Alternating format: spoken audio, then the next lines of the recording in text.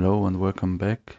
In this video I want to show you my characters as side view battlers plugin, and this allows you to use your normal characters which you use on the map as battlers. And to demonstrate this I simply start a battle test. And as you can see, our standard characters are all in the side view battle system, and the enemies are also character graphics. And yeah, if you attack, they do a little step forward, and yeah, that's basically it. To set it up, you simply need to activate the characters as SV Battlers plugin. You can leave it this as this, or change the scale of the actor or the enemy if you want to make them a bit bigger.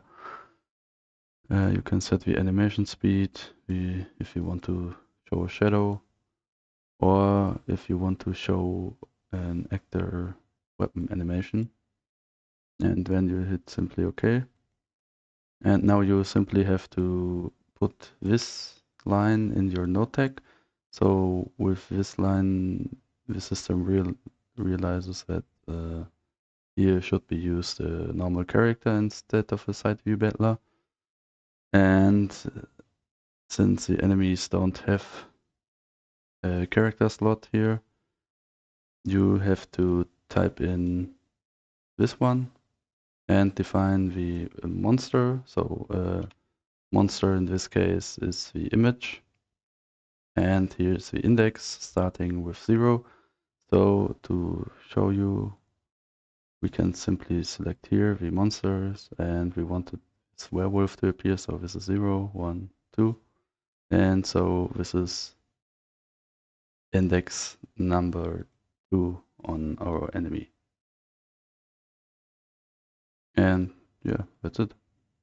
If you want to make suggestions or ask for features for some of the plugins or report bugs, you can use the Discord.